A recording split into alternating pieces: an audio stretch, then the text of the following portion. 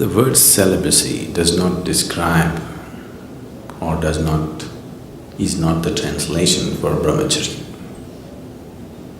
Brahmacharya means, Brahman means the ultimate, charya means the path. You're on the path of the ultimate, that is brahmacharya. Celibacy is talking only about the physical aspect of holding yourself back from an unnatural urge which is going on in the body and more in the mind. So celibacy is not the right thing to say when we say brahmacharya.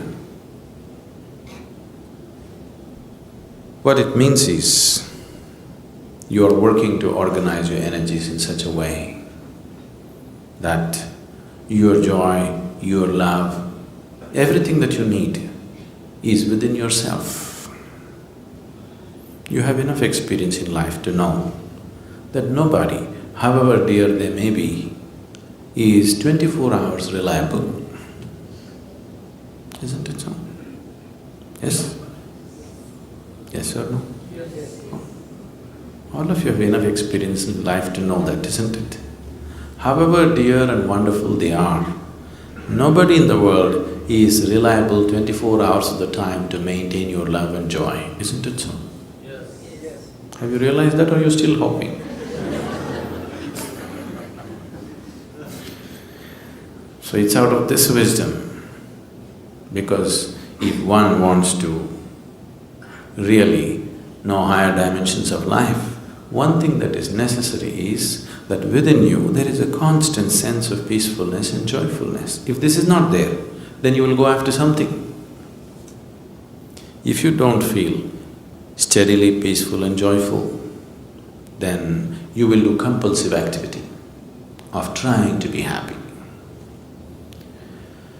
So, a brahmachari is somebody who is trying to organize his energies in such a way that to be peaceful and joyful is all his own.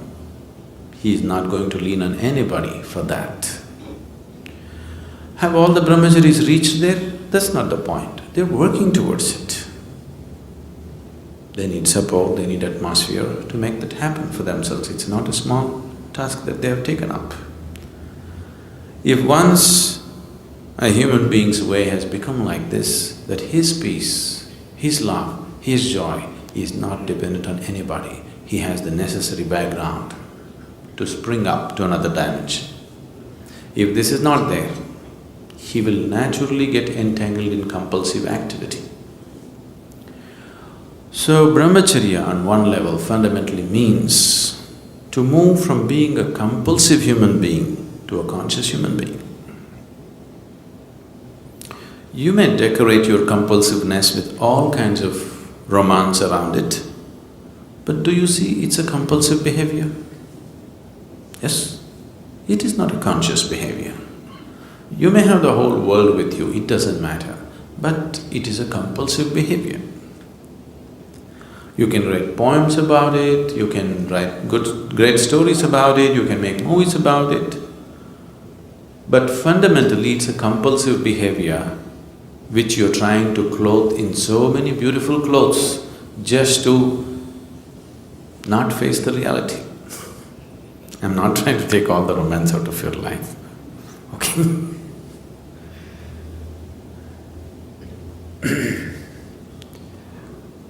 Once someone understands that if I'm involved in compulsive activity, I will never go where I want to go.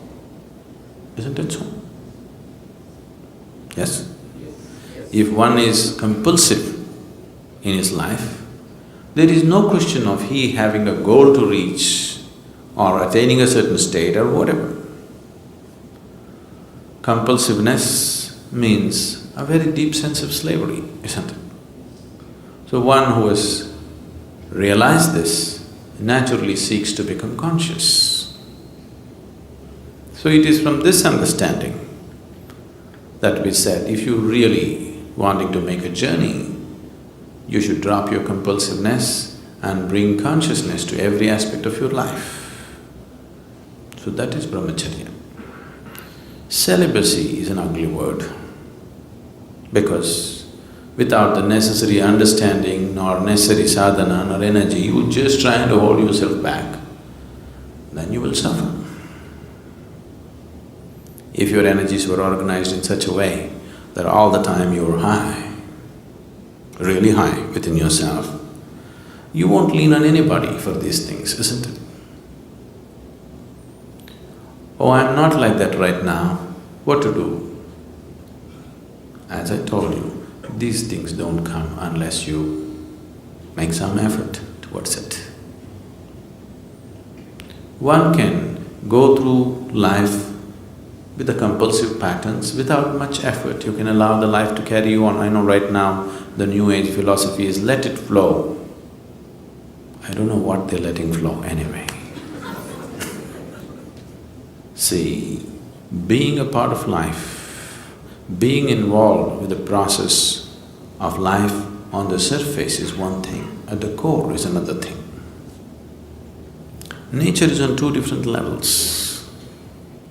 One aspect of nature knows nothing other than self-preservation and procreation.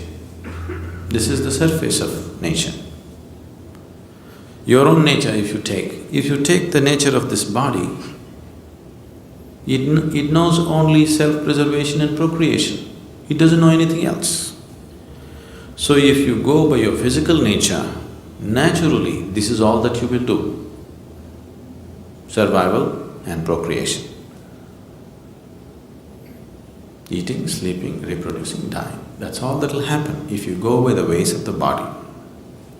But at the same time, there is another nature within you which is longing to expand. If you give it the whole existence, it'll gobble up and still be hungry. Yes? Do you have that or not? If you feed the whole existence to this one, it'll gobble up everything and still be hungry for more. So there is another dimension of nature within you which wants to expand in an unbounded way. Which one do you give into is subject to who you are. If you give into the physical nature, all you will know is just this. If you give in to the inner nature, which wants to become boundless, then the life is different. So if you have given in, or if you have seen the ways of the inner nature are far beyond the ways of the physical nature, naturally you will choose to create a situation in your life that is conducive for that. It is from this understanding that brahmacharya or sannyasa became a part of spiritual process. Celibacy is a Western idea that is just to imitate the yogis of the past.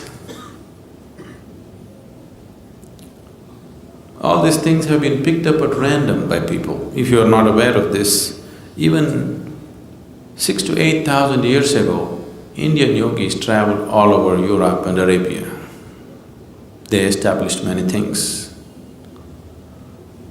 Even when the Phoenicians were building things in Arabia, they were setting up their empire.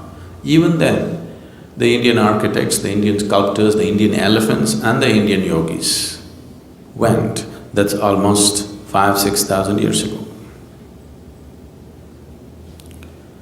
If a team of elephants, laborers, sculptors, architects and yogis have to be there, there must have been a much longer association before that, isn't it? Suddenly one team won't end up there in those days. So wherever they went, they did create some awareness of what is the significance of their way of life. So people picked this up at random without the necessary understanding. That is how celibacy became a part of other cultures. What came from a very deep understanding, just the surface of it they took. That'll happen everywhere. See the yoga, right now yoga means just twisting your body, just the surface.